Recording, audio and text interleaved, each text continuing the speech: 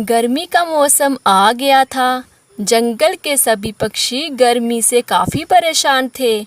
गोरी और कालू अपने घर में बैठे हुए थे। गोरी कालू से कहती है, कालू जी, अब तो गर्मी कुछ ज़्यादा ही हो गई है। मुझसे तो इस गर्मी में बिल्कुल भी रहा नहीं जाता। आप ना कुछ करो। गर्मी में तो मुझे बहुत घुटन महसूस होती है। आप कल ही जाओ और बाजार से मेरे लिए पंखा लेकर आओ। अरे मेरी प्यारी गोरी, क्यों नहीं? मैं अपनी गोरी को परेशान नहीं देख सकता। मैं कल ही बाजार जाऊंगा और अपनी गोरी के लिए पंखा खरीद कर लाऊंगा। फिर हम दोनों गर्मी में चैन की नींद सोया करेंगे। दूसरे दिन कालू पंखा लेने के लिए दुकान पर चला जाता है। भाई, मुझे कोई बढ़िया सा पंखा दिखाओ जो बर्फ़ से भी ठंडी हवा देता हो। अरे कालू, ये देखो, ये सबसे बढ़िया कंपनी का पंखा है, तुम ये ले जाओ। भाई, कितने का है ये पंखा? 1000 रुपये का।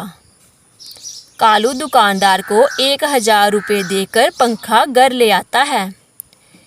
गोरी पंखा देखकर बहुत खुश होती है।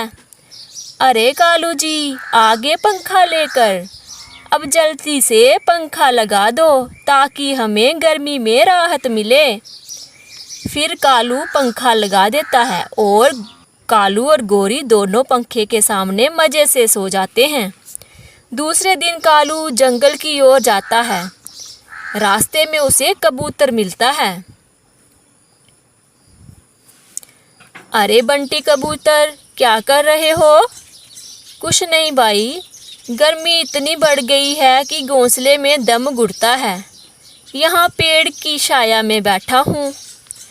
अरे बंटी, मैंने कल ही अपने घर नया पंखा लगाया है, पूरे 1000 रुपये का। चलो तुम भी हमारे घर पंखे की हवा ले लो।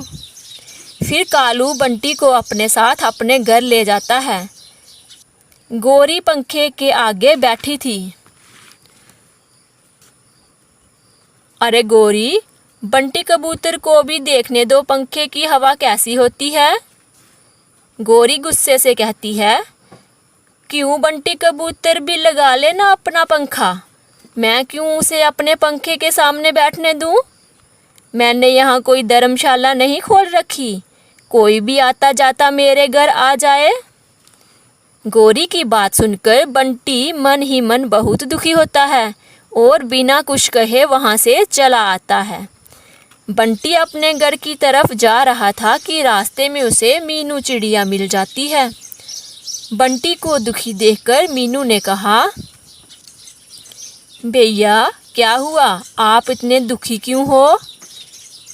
बंटी सारी बात मीनू को बताता है। भैया, आपको मैं अपने हाथ का बना पंखा देती हूँ, चलो आप मेरी दुकान पर।